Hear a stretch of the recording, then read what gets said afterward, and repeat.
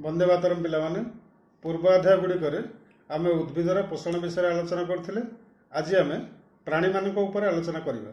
तुम तो जानिछ निजे निजर खाद्य प्रस्तुत करने प्राणी माने समर्थ नुहति, कारण खाद्य प्रस्तुत करने सूर्यालोक दरकार।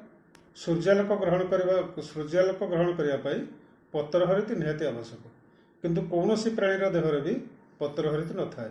तेणु जेहेतु से देहरे पत्र हरित न थाए, से सूर्यालोक संग्रह करने असमर्थ और सूर्यालोक संग्रह करने जेहेतु असमर्थ, तेणु से निजे निजर खाद्य प्रस्तुत करने असमर्थ।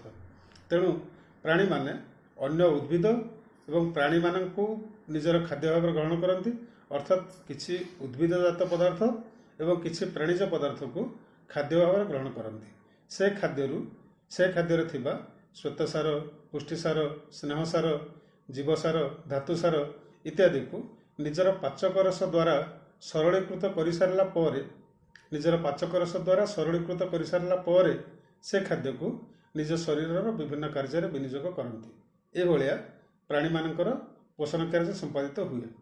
एबे आम देखिबा, एबे आमे से प्राणी प्रथमे प्राणी मानकर खाद्याभ्यास विषय आलोचना करबा। अर्थात प्राणी मानकर खाद्याभ्यास किपरि होता है। खाद्याभ्यास विषय आलोचना करने को हेले आमको मुख्यतः तीनोटी बिंदु पर आलोचना करने पड़ो। आम मुख्यतः तीनोटी बिंदु पर आलोचना करवा। से मुख्य बिंदु गुड़िक है खाद्याभ्यास कहले आम कौन बुझू, प्रथम बिंदु। द्वितीय बिंदु है प्राणी मानकर खाद्याभ्यास अलग अलग कहीं, प्राणी मानकर अलग अलग खाद्याभ्यास कौन पाई अच्छी। तृतीय बिंदु है भिन्न भिन्न प्राणी मानकर खाद्याभ्यास किपरि, अर्थात आम विभिन्न प्रकार प्राणी मानकर खाद्याभ्यास कौ भाया से केमिति खाद्य ग्रहण करती से विषय आलोचना करवा। एबे आम आमर प्रथम बिंदु विषय आलोचना करवा। अर्थात खाद्याभ्यास कहले आम कौन बुझू। खाद्याभ्यास कहले आम कौन बुझू, प्राणी मानकर भिन्न भिन्न प्रकार खाइबा अभ्यास को आम खाद्याभ्यास बोली कहू। बुझिपार, प्राणी मानकर भिन्न भिन्न प्रकार खाइबा अभ्यास को आम खाद्याभ्यास बोली कहू। अर्थात भिन्न भिन्न प्राणी मानकर खाद्य ग्रहण शैली अलग अलग, भिन्न भिन्न प्राणी मानकर खाद्य ग्रहण शैली अलग अलग। तेणु जो प्राणी जो भली खाद्य ग्रहण करे ताकू से प्राणीर खाद्याभ्यास कहुए। जो प्राणी जो भली खाद्य ग्रहण करे ताकू से प्राणीर खाद्याभ्यास बोली कहुए। एबे बुझिल तुम खाद्याभ्यास कहले आम कौन बुझू। एबे द्वितीय बिंदु पर आलोचना करवा। अर्थात प्राणी मानकर भिन्न भिन्न खाद्याभ्यास कहीं, प्राणी मानकर भिन्न भिन्न खाद्याभ्यास कहीं। तुम तो जानिछ आम पृथ्वी अनेक प्रकार परिस्थान अच्छी, विभिन्न प्रकार परिस्थान अच्छी। जीव माने गोटे परिस्थान रुहति, जीव मानकर परिस्थान परस्पर ठारू संपूर्ण अलग। तेणु भिन्न भिन्न परिवेश जीव प्राणी माने बसवास करती। तेणु भिन्न भिन्न परिवेश समान प्रकार खाद्य मिले ना। ता छड़ा प्राणी मानकर शरीर गठन मध्य समान नुहे। बुझिपार, सबु परिवेश समान प्रकार खाद्य मिले ना। ता छड़ा सबु प्राणी मानकर शरीर गठन मध्य अलग अलग, शरीर गठन मध्य समान नुहे, अर्थात अलग अलग। तेणु विभिन्न परिवेश मिलुथिबा खाद्य एवं प्राणी मानकर शरीर गठन अलग अलग, शरीर गठन जोगु सेमानकर खाद्याभ्यास होछि अलग अलग।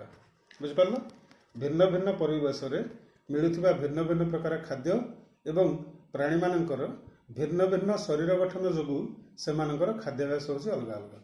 एबे आमे तृतीय बिंदु पर आलोचना करवा। आमर तृतीय बिंदु थिला भिन्न भिन्न प्राणी मानकर खाद्याभ्यास किपरि, भिन्न भिन्न प्राणी मानकर खाद्याभ्यास किपरि। एबे तुमर मोबाइल स्क्रीन ऊपर किछि प्राणी मानकर छवि मु देखौछि आ सेमाने खाद्य ग्रहण किपरि करूछन्ति मु देखौछि।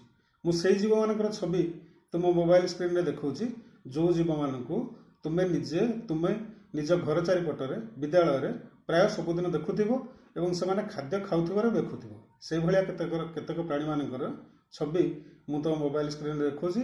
से छवि गुडी को तुमे भल भाव देख एवं सेमाने खाद्य ग्रहण किपरि करूछन्ति ताको भी भल भाव लक्ष्य कर। ए जीवटी को देख, ये गोटे मशार चित्र। ये गोटे लोकर शरीर उपर बसी ता शुंड साहाय्य रक्त संग्रह करुछि। द्वितीय जीवटी को बर्तमान देख,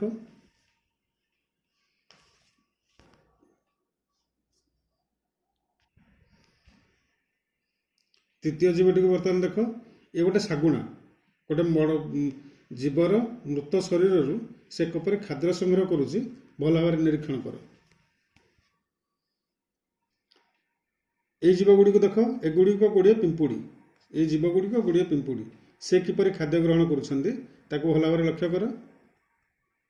এই জীবটিকে দেখ, ইয়ে গোটে বগ, পানিরে ଅଛି। বগ କ'ଣ ଖାଏ ତ ତୁମେ ଜାଣିଥିବ, ସେ କେମିତି ଖାଦ୍ୟ ସଂଗ୍ରହ କରୁଛି ଦେଖ।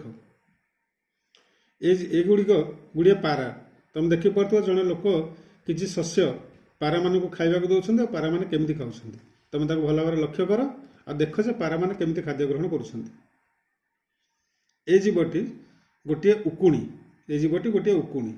ସେ ତୁମମାନେ ଜାଣିଥିବ ଉକୁଣି କେଉଁଠି ରହେ, ପ୍ରାୟ ଆମ ଶରୀରର ଉକୁଣି କେଉଁ ସ୍ଥାନରେ ରହେ ଆଉ ସେ କିପରି ଖାଦ୍ୟ ଗ୍ରହଣ କରେ ତାକୁ ଦେଖ ଭଲ ଭାବରେ ଏବଂ ଲେଖ। ଇଏ ଗୋଟେ ବିଲେଇ। ବିଲେଇ ତ ତମମାନେ ପ୍ରାୟ ସମସ୍ତେ ନିଜ ଘରେ ଦେଖିଥିବ। ବିଲେଇ କେମିତି ଖାଦ୍ୟ ଗ୍ରହଣ କରେ, ତାକୁ ଖାଦ୍ୟ ଗ୍ରହଣ କରୁଛି ତାକୁ ଦେଖ। ଇଏ ହେଲା ଗୋଟେ ମାଛି। ମାଛି ସହିତ ତମେ ପ୍ରାୟ ସମସ୍ତେ ପରିଚିତ ଥିବ। ମାଛି ବିଭିନ୍ନ ପଚା ସଢ଼ା ପଦାର୍ଥ ଉପରେ ବସିବାକୁ ବେଶୀ ଭଲ ପାଏ, ସେଇଥିରୁ ସେ ଖାଦ୍ୟ ସଂଗ୍ରହ କରେ। ତେଣୁ ତୁମେ ଦେଖ ମାଛି କିପରି ଖାଦ୍ୟ ସଂଗ୍ରହ କରୁଛି। ଏ ହେଲା ଗୋଟେ ଶାଗୁଣା। ତୁମେ ଦେଖ ତାର ଥଣ୍ଟ ଅନ୍ୟ ପକ୍ଷୀମାନଙ୍କ ଥଣ୍ଟ ଅପେକ୍ଷା ଟିକେ ଅଲଗା। ତା ଥଣ୍ଟ ଗୋଜିଆ। ଏ ଗୋଜିଆ ଥଣ୍ଟ ଯୋଗୁଁ ହିଁ ସିଏ ଖାଦ୍ୟ ଗ୍ରହଣ କରିବାକୁ ସମର୍ଥ ହୁଏ। ଏ ଗୋଜିଆ ଥଣ୍ଟକୁ ଦେଖିକି ତୁମମାନେ ନିଶ୍ଚିନ୍ତ ବିଚାର କରିପାରୁଥିବ ଯେ ଶାଗୁଣା କିପରି ଖାଦ୍ୟ ଗ୍ରହଣ କରେ। ଏ ଗୋଟେ କାଠହଣା ଚଢ଼େଇ। କାଠହଣା ଚଢ଼େଇ ତ ତୁମେ ଘର ପାଖରେ ଦେଖୁନଥିବ, କିନ୍ତୁ କେବେ ତୁମ ଗାଁରେ ଥିବା ଆମ୍ବ ତୋଟା କି ବିଲମାଳକୁ ଗଲେ ଗଛରେ ବିଭିନ୍ନ ପ୍ରକାର ଗଛର କାଠରେ ବସିକି କାଠହଣା ଚଢ଼େଇ ବସିଥିବାର ତୁମେ ନିଶ୍ଚିନ୍ତ ଲକ୍ଷ୍ୟ କରିଥିବ। ତୁମେ ଦେଖ କାଠହଣା ଚଢ଼େଇ କିପରି ନିଜର ଖାଦ୍ୟ ସଂଗ୍ରହ କରୁଛି। ଇଏ ଗୋଟେ ମାଛ। ମାଛ ତ ସମସ୍ତେ, ମାଛ ତୁମମାନଙ୍କର ନିଶ୍ଚିନ୍ତ ଭାବରେ ଗୋଟେ ପ୍ରିୟ ଖାଦ୍ୟ ହେଇଥିବ।